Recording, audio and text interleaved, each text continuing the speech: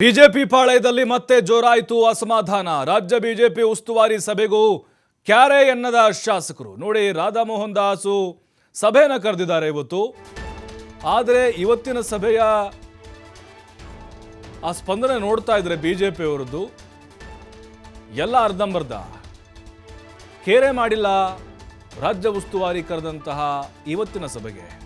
ಶಾಸಕರು, ಸಂಸದರು, ಪರಿಷತ್ನ ಸದಸ್ಯರ ಸಭೆಯನ್ನು ಕರೆದಿದ್ರು ರಾಜ್ಯ ಉಸ್ತುವಾರಿ ರಾಧಾಮೋಹನ್. ಆದರೆ ಉಸ್ತುವಾರಿ ಕರೆದಂಥ ಸಭೆಗೆ ಅರ್ಧಕ್ಕರ್ಧ ಶಾಸಕರೇ ಗೈರಾಗ್ಬಿಟ್ಟಿದ್ದಾರೆ. 65 ಶಾಸಕರ ಪೈಕಿ ಸುಮಾರು 30 ಶಾಸಕರಷ್ಟೇ ಸಭೆಗೆ ಭಾಗಿಯಾಗಿದ್ದಾರೆ. 29 ಜನ MLCಗಳ ಪೈಕಿ 10 ಮಂದಿ ಅಷ್ಟೇ ಬಂದಿದ್ದಾರೆ. ಅಂದ್ರೆ ಏನು ಅರ್ಥ ಇದು? ಅಂದ್ರೆ ಅಸಮಾಧಾನ ಹೊತ್ತಿ ಉರಿತಾ ಇದೆ ಅಂತ. 17 ಸಂಸದರಲ್ಲಿ ಇಲ್ಲಿ ಬಂದಿರುವಂಥವರು ಇಬ್ಬರೇ ಸಂಸದರು ಇವತ್ತಿನ ಸಭೆಗೆ. ಬಹುತೇಕವಾಗಿ ವಿಜೇಂದ್ರ ಪರ ಇರುವಂತಹ MLAಗಳು ಇದ್ದಾರೆ, MP ಇದ್ದಾರೆ. ಅಂದರೆ ಸ್ಪಷ್ಟವಾದಂಥ ಸಂದೇಶ ಹೋಗ್ತಾ ಇದೆ. ಇಲ್ಲಿ ರಾಜ್ಯ ಬಿಜೆಪಿಯಲ್ಲಿ ಅಸಮಾಧಾನ, ಭಿನ್ನಮತ, ರೆಬಲ್ ಇದೆಲ್ಲವೂ ಕೂಡ ಜಾಸ್ತಿ ಇದೆ ಅನ್ನೋದಕ್ಕೆ ಈ ಒಂದು ಬೆಳವಣಿಗೆ ಸಾಕು ನಮಗೆ ಸಾಕ್ಷಿ.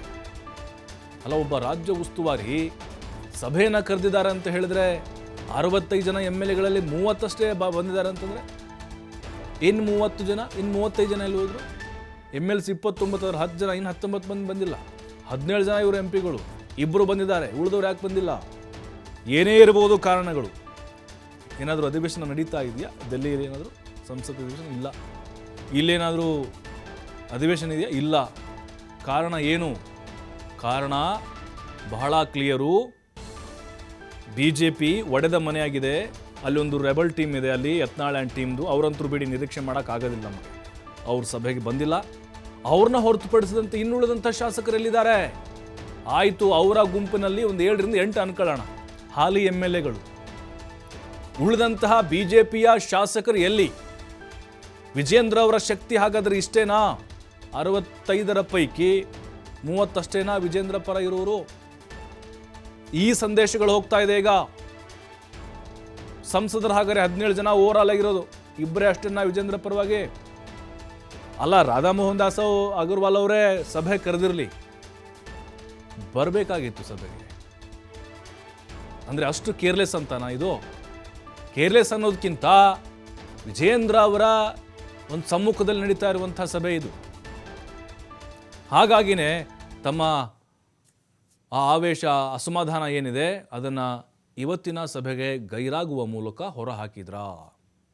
ನೋಡಿ, ರಮೇಶ್ ಜಾರಕಿಹೊಳಿ ಆಗಿರ್ಬೋದು, ಯತ್ನಾಳ್ ಆಗಿರ್ಬೋದು, ಇನ್ನಿತರ ಅವ್ರ ಬಣದಲ್ಲಿ ಗುರುತಿಸಿಕೊಂಡಿರುವಂಥ ಕೆಲವೊಂದಿಷ್ಟು ಶಾಸಕರಿದ್ದಾರಲ್ವಾ, ಅವರು ಸಭೆಗೆ ಬರದೇ ಇದ್ದರೆ ಓಕೆ. ಇಲ್ಲ, ಅವ್ರದ್ದೊಂದು ಭಿನ್ನರ ಬಣ ಇದೆ, ವಿಜೇಂದ್ರ ಅಪೋಸಿಟ್ ಟೀಮ್ದು. ಅವರು ಬರೆದಿರೋದಕ್ಕೂ ಕೂಡ ಕಾರಣ ಹೇಳಬಹುದು. ಆದರೆ ಉಳಿದಂಥ ಶಾಸಕರು ಎಲ್ಲಿದ್ದಾರೆ? ಅದೂ ಪ್ರಶ್ನೆ ಈಗ. ಅವರು ಕೂಡ ಅಂತರವನ್ನು ಕಾಯ್ದುಕೊಂಡ್ರೆ ಹಾಗಾದರೆ ವಿಜೇಂದ್ರ ಅವರದಿಂದ, ವಿಜೇಂದ್ರ ನಾಯಕತ್ವವನ್ನು ಅವ್ರಿಗೆ ಒಪ್ಕೊಳ್ಳೋಕ್ಕಾಗ್ತಾ ಇಲ್ವಾ? ಮೊದಲೇ ಈಗ ಚುನಾವಣೆ ನಡೀಲೇಬೇಕು, ಅಧ್ಯಕ್ಷರ ಬದಲಾವಣೆ ಅನ್ನುವಂಥ ನಿಟ್ಟಿನಲ್ಲಿ ಯತ್ನಾಳ್ ಟೀಮ್ ಕೂಗನ್ನು ಎಬ್ಬಿಸಿದೆ.